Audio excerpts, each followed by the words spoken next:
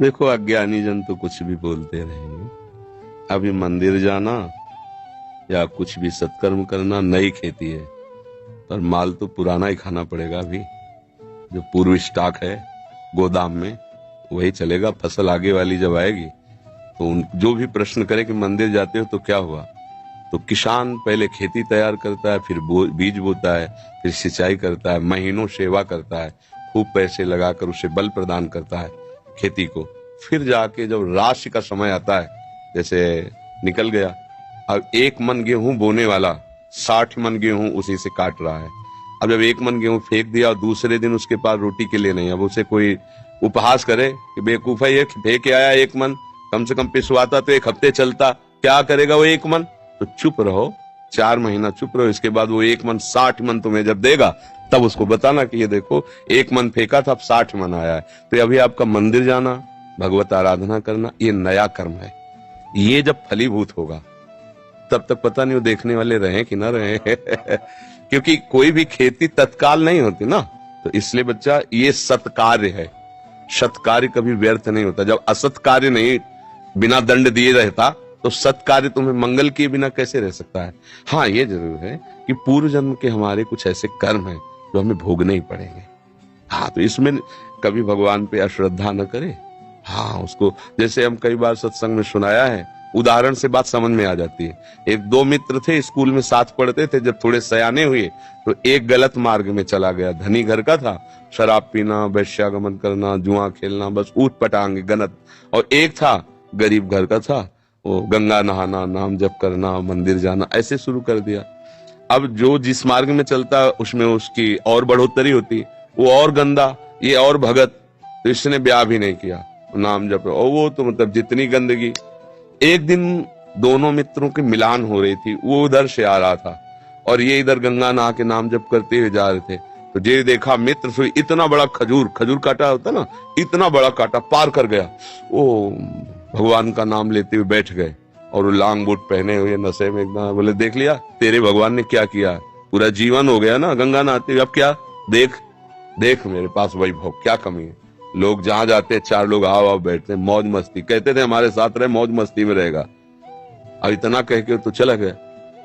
4 कदम बढ़ने पर उसको एक अटैची मिली जिसमें हीरे थे। लौट के फिर आए, बोले, देख रहे तेरे कांटा लगाओ मेरे।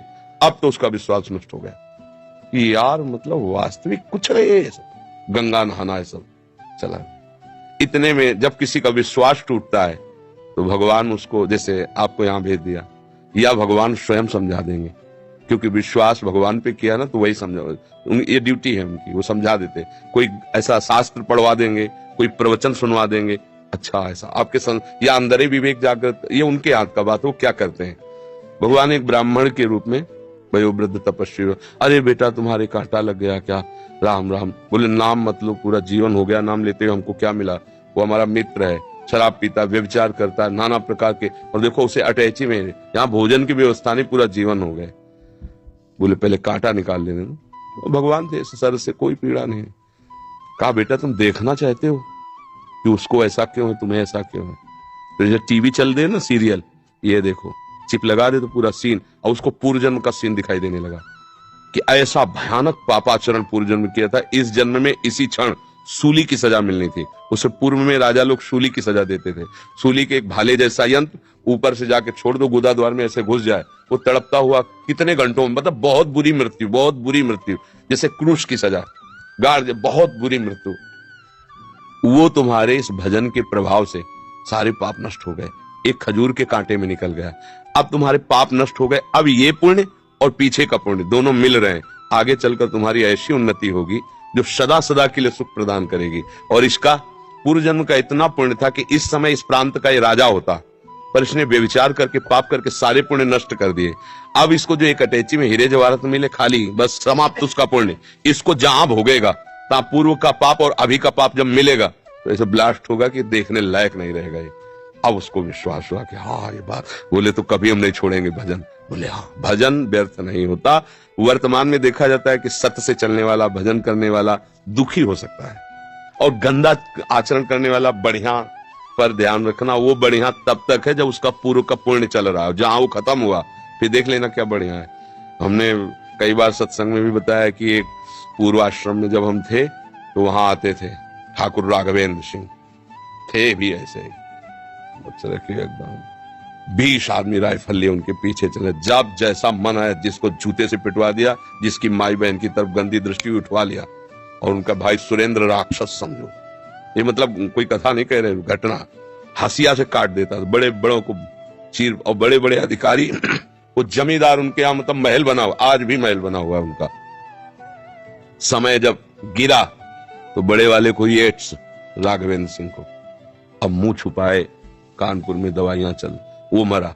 जो ही मरा तो विरोधी जनों ने चील की तरह छोटे वाले को नोच डाला, वो मरा। अब सारी जागीर में केवल बहुएं, वो भी खेत नहीं जुत सकते क्योंकि हजारों को पीड़ा दी थी ना। परती पड़े, परती माने कोई जमीन में अन्न नहीं उपजा सकता, खाने को दुर्लभ है, कोठी में रहते, कोई सहयोग करने आ गए ना। रावण की खोपड़ी को जब बंदर लात मारते थे ना, कटी हुई खोपड़ी में, तो मंदोदरी रो के कह रही थी, राम विमुखस हाल तुम्हारा और रहा न कोकुल रोवन। एक समय था कि जब चिल्ता था रावण तो पृथ्वी कांपती थी, दिग्गज चिकाड़ते थे।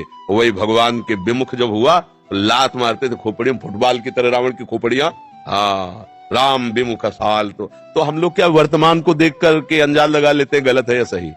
वर्तमान में सही चल रहा है पर बार बार उसको धोखा खाना पड़ रहा है, तो लगता है सही कहाँ है, गलत चल रहा है। और वर्तमान में गलत चल रहा है, बार बार उसकी प्रोग्रेस, उन्नति होती चली जा रही, ये मार्ग सही नहीं, नहीं भूल नहीं।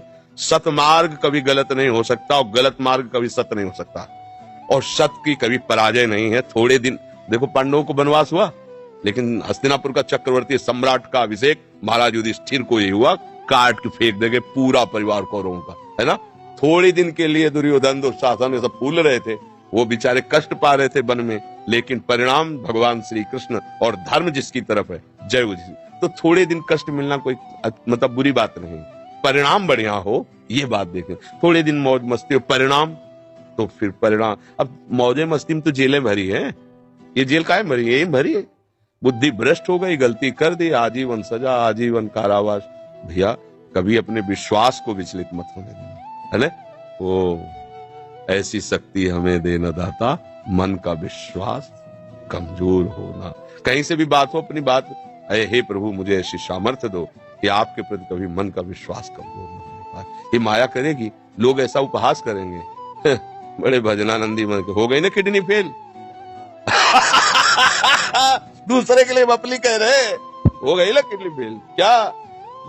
अब ये प्रोग्राम पीछे का चल रहा है, पहले हमारी नई खेती है, ये देख लो नई खेती। आप नौजवान राधा राधा ऑफिसर रैंक के लोग नौकरी छोड़कर बाबा जी बने बैठे, ये हमारी कमाई है और ये हमारे पीछे की कमाई है। पूर्व जन्म का कोई पाप, माँ के गर्भ से ही ऐसी रचना की किडनी की कि अब जाकर कोई फेल हो गई।